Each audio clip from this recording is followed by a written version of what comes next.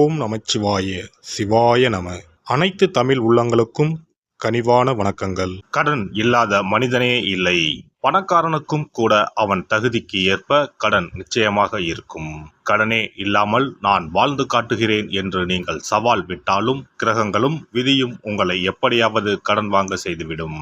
அப்படி கடன் தொல்லையால் அவதிப்படுபவர்கள் ஏராளமாக இருக்கச் செய்கின்றார்கள். பல்வேறு பரிகாரங்களை செய்து கடன் தீர வேண்டிக் கொள்கின்றனர். என்ன செய்தாலும் அவர்களுடைய கடன் மட்டும் தீர்ந்தபாடில்லை என்று புலம்புபவர்களுக்கு மிக எளிதாக செய்யக்கூடிய பரிகாரங்களை இந்த பதிவின் மூலம் பார்க்கலாம். கடன் வாங்காத மனிதர்களே இருக்க முடியாது என்பதுதான் யதார்த்தம். மனிதர்கள் மட்டுமா, எல்லா நாடுகளும் கூட கடன் வாங்குகின்றன. ஆனானப்பட்ட திருப்பதி வெங்கடாஜலபதி சுவாமியே கடன் வாங்கித்தான் கல்யாணம் செய்து கொண்டார். எனவே கடன் வாங்குவது சகஜம். அதை கட்டுப்பாட்டுக்குள் வைத்து வாழ்க்கையை செவ்வனே நடத்த வேண்டும் என்பதே பெரியோர்களின் கட்டளை.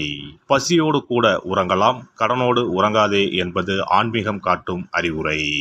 ஜோதிடத்தில் நமது முன்னோர்கள் மிக முக்கியமான விஷயங்களை சூட்சமான முறையில் சொல்லியிருக்கிறார்கள். ஒவ்வொரு ராசிக்கும் கடன்கள் அடைவதற்காக என்னென்ன செய்ய வேண்டும், எவையெல்லாம் செய்யக்கூடாது, எந்தெந்த கடவுளை வழிபடலாம் என்ற பரிகார முறைகளையும் சொல்லியிருக்கிறார்கள். ஒவ்வொரு ராசிக்கும் 2ஆம் வீடு தனஸ்தானம் என்று அழைக்கப்படுகிறது. இதன் மூலம் ஒருவரின் பொருளாதாரம் சம்பந்தமான விஷயங்களை தெரிந்து கொள்ள முடியும். ஒவ்வொரு ராசியின் 6ஆம் வீடு ரண ருண ரோகஸ்தானம் என்று அழைக்கப்படும். ஒவ்வொருவருடைய மன சம்பந்தமான வலி, உடல் சம்பந்தமான வலி, ஆரோக்கியம், கடன் போன்றவைகளை நாம் 6ஆம் இடத்தின் மூலமாக தெரிந்து கொள்ளலாம்.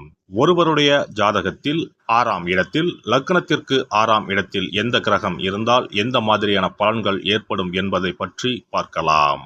6ஆம் இடத்தில் சூரியன் இருந்தால் வெப்பம் சம்பந்தமான விஷயங்கள், வெப்ப நோய் சம்பந்தமான விஷயங்களும், அரசு சார்ந்த கடன்களும் இருக்கலாம். சந்திரன் இருந்தால் நீர் சம்பந்தமான பிரச்சனைகளும், சீக்கிரமே அடையக்கூடிய கடனும் இருக்கலாம். செவ்வாய் இருந்தால் இரத்தம் சம்பந்தமான பிரச்சனைகளும், பூமி சம்பந்தமான கடனும் இருக்கலாம். இவர்களுக்கு மருத்துவ செலவுகள் அடிக்கடி ஏற்படும். புதன் இருந்தால் நரம்பு சம்பந்தமான பிரச்சனைகளும், பணம் சம்பந்தமான பிரச்சனைகளும் இருக்கலாம். குரு இருந்தால் வயிறு சம்பந்தமான பிரச்சனைகளும், தெய்வ கடன் சம்பந்தமான விஷயங்களும் இருக்கலாம். சுக்கிரன் இருந்தால் மறைவிடங்களில் பிரச்சனைகளும், கொடுக்கல் வாங்கலில் சில சிரமங்களும் இருக்கலாம். சனி இருந்தால் முழங்கால், முழங்கை, இடுப்பு சம்பந்தமான இடங்களில் பிரச்சனைகளும், பூமி சம்பந்தமான இடங்களில் பிரச்சனைகளும் இருக்கலாம். ராகு இருந்தால் முகம் சம்பந்தமான பிரச்சனைகளும், பூர்வீக வழியில் சொத்துக்கள் பிரச்சனைகளும் இருக்கலாம். கேது இருந்தால் ஞாபக மறதி சம்பந்தமான விஷயங்களில் சிறிது இரக்கங்களும், கையிருப்பு சம்பந்தமான பிரச்சனைகளும் ஏற்படும். இனி உங்கள் ராசிக்கான கடன் தொல்லை நீக்கும் வழிபாடுகள் என்ன, ஆன்மீகம் காட்டும் பரிகாரங்கள் என்னென்ன, செல்ல வேண்டிய ஸ்தலம் என்ன என்பதனை பற்றி காண்போம். உங்கள் வாழ்வில் கடன் அடைந்து வளமும் நலமும் செல்வ செழிப்பும் பெற்று வாழ்வில் உயரிய நிலையை அடைய எல்லாம் வல்ல எம்பெருமானை வேண்டி விரும்பி கேட்டுக்கொள்கிறேன். ரிஷபராசி. இவர்கள் சொன்ன வாக்கை காப்பாற்றும் குணமுடையவர்கள். வெண்மை நிறம் இவர்களுக்கு வெற்றியை தரும். எனவே இவர்கள் அணியும் ஆடையில் வெண்மை நிறம் இருத்தல் அவசியம். பொதுவாகவே ரிஷபராசி அல்லது ரிஷப லக்னத்தில் பிறந்த நீங்கள் எதையுமே திட்டமிட்டுத்தான் செய்வீர்கள். ரிஷபராசியின் அதிபதி சுக்கிரன். ரிஷபராசிக்காரர்களின் ராசி அதிபதியும் ரண ருண ரோக அதிபதியும் சுக்கிரன் ஆவார். வடமொழியில் ரிஷபம் என்பதற்கு எருது என்று பொருள். ரிஷபராசி மந்திரி ராசி எனப்படுகிறது. தனக்கு கொடுத்த வேலைகளை கம்பீரமாக செய்து முடிப்பார்கள். அவ்வேலையை நேர்த்தியாகவும் செய்து முடித்து பாராட்டு பெறுவதில் வல்லவர். சனி பகவான் சுக்கிரனின் சேர்க்கையை பெற்றால் வண்டி வாகனங்கள் மூலமும், டிராவல்ஸ் போன்றவற்றிலும், பெண்கள் உபயோகிக்கும் அழகு சாதன பொருட்கள் விற்பனை, கட்டிடத்துறைகளில் சாதிக்கும் அமைப்பு உண்டாகும். இந்த ராசியில் பிறந்தவர் வேலையில் முழு மனதுடன் உழைப்பவர். பணத்தை கடவுளாக நினைப்பவர். இவரிடம் பணம் தங்காது. எவ்வளவு சம்பாதிக்கிறாரோ அவ்வளவு செலவாகும். பணம் சம்பாதிப்பதில் வல்லவர். உடல் உழைப்பால் அதிகம் கஷ்டப்பட்டு பணம் சம்பாதிப்பதை விட மூளைக்கு வேலை கொடுத்து எளிதாக அதிக பணம் சம்பாதிக்க வேண்டும் என்று நினைப்பார்கள். அதற்கு நிகரான அறிவாளியாகவும் இருப்பார்கள். சிந்தனைகளும் அவர்களின் பொருளாதார நிலையை உயர்த்துவது பற்றியே இருக்கும். இவர்கள் வளர்பிறையில் ஞாயிறு செவ்வாய் ஆகிய நாட்களிலும், தேய்பிறையில் வியாழன் வெள்ளி ஆகிய நாட்களிலும் கடன் கொடுப்பதை வாங்குவதை தவிர்ப்பது நல்லது. கடன் அடைவதற்கான பரிகாரம்: சிவனை வழிபட்டால் நன்மைகள் ஏற்படும். கிழக்கு, தெற்கு ஆகிய திசைகளில் நின்று கடனை அடைப்பது நன்மை தரும். புதன், வெள்ளி ஆகிய கிழமைகளில் கடன் அடைப்பதை தொடங்கினால் சீக்கிரம் கடன் அடையும். ரிஷபராசிக்காரர்கள் மல்லிகையை மகாலட்சுமிக்கு சமர்ப்பித்து வெள்ளிக்கிழமை தோறும் மகாலட்சுமி அஷ்டோத்திரம் சொல்லி வணங்கி வருவது நன்மையை கொடுக்கும். தினசரி உடலில் வெள்ளை ஆடைகளை பயன்படுத்துவதும் மாற்றத்தை கொடுக்கும். சுக்கிர ஹோரையில் இவர்கள் கடன்களை அடைக்க தொடங்குவது மிகுந்த பலத்தை கொடுக்கும். செல்ல வேண்டிய ஸ்தலம் திருச்சி ஸ்ரீரங்கம் ரங்கநாதர் கோவிலுக்கு சென்று அரங்கனை தரிசித்து வாருங்கள், நன்மையே நடக்கும். ஜவ்வரிசி கொண்டு இனிப்பு தயாரித்து அதை வெள்ளிக்கிழமை அன்று பசுவிற்கு மாலை வேளையில் கொடுத்து வர கடன்கள் அடைந்து சுகம் பெறலாம். சிறப்பு வழிபாடு. குலதெய்வ வழிபாடு குறைகளை தீர்க்கும்.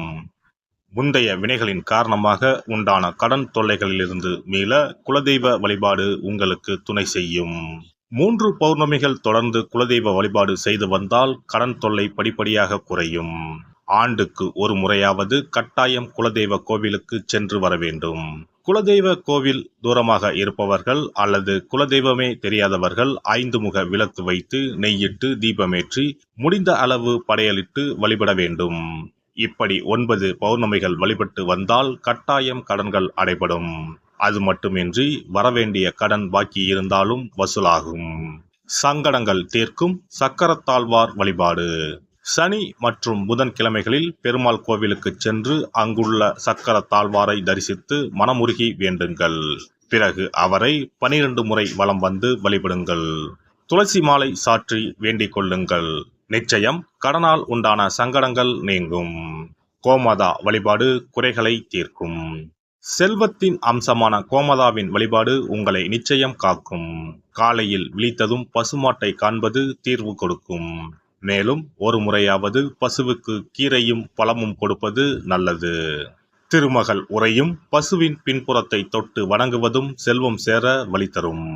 குளிகை நேரத்தில் வாங்கிய கடனில் ஒரு பங்கை அடையுங்கள். நிச்சயம் முழு கடனும் தீரும். அதுபோல குளிகை நேரத்தில் கடனே வாங்காதீர்கள். அடகு வைத்த நகைகள் வீடு வந்ததும் நன்கு சுத்தம் செய்து மஞ்சள் நீரில் போட்டு பூஜை அறையில் ஒரு நாள் வைத்த பிறகே உபயோகப்படுத்துங்கள். வீட்டை எப்போதும் சுத்தமாகவும் தெய்வ கடாட்சமாகவும் வைத்துக் கொள்ளுங்கள். திருமகள் தங்கும்படி உங்கள் சுற்றமும் செயலும் இருக்கும்படி பார்த்து கொள்ளுங்கள். கடன் தீரும் வரை பூஜை அறையில் மஞ்சள் பொடியால் அக்ஷயம் என்று எழுதி வாருங்கள். தோரண கணபதியை அன்றாடம் விளக்கேற்றி வழிபடுங்கள். சதுர்த்தி நாட்களில் நைவேத்தியம் சமர்ப்பித்து வழிபடுங்கள், நிச்சயம் கடன் தீரும். ருண விமோசன பைரவர் வழிபாடு கட்டாயமாக உங்களின் எல்லா கடன்களையும் தீர்க்க உதவும். அதுபோல பிரதோஷ வழிபாடு நிச்சயம் எத்தனை பெரிய கடன்களையும் படிப்படியாக தீர்க்க உதவும். அதுபோல பஞ்சமி தினத்தில் அம்பிகையை எண்ணி விளக்கேற்றி வழிபட்டால் கடன் பிரச்சனைகள் தீரும். வெண்கலம் அல்லது பித்தளை விளக்கு வாங்கி வசதியில்லாத சிவாலயத்துக்கு தானம் கொடுக்கலாம். செவ்வாய் பகவானின் திருவருள் இருந்தால் கடன் இல்லாத வாழ்க்கை அமையும். விரய செலவுகள் குறையும். எனவே செவ்வாய் தோறும் செவ்வாயின் அதிபதியான முருகப்பெருமானை வணங்கி வேண்டலாம். சஷ்டி கவசம் பாடி சஷ்டி விரதம் இருப்பதும் கடன் சுமைகளை அறவே ஒழித்துவிடும். எல்லாம் வல்ல இறையருளால் நீங்களும் உங்கள் அன்பு குடும்பமும் உடல் நலம், நீலாயுள், நிறை செல்வம், உயர் புகழ், மெய்ஞானம் ஓங்கி வாழ்க வளமுடன். இந்த வீடியோ பதிவு உங்களுக்கு பிடித்திருந்தால் லைக் பண்ணுங்க, கமெண்ட் பண்ணுங்க, ஷேர் பண்ணுங்க, மறக்காம சப்ஸ்கிரைப் பண்ணுங்க, பக்கத்துல இருக்கிற பெல் பட்டனை கிளிக் பண்ணுங்க. நன்றி, வணக்கம். ஓம் நமச்சிவாய. சிவாய நம.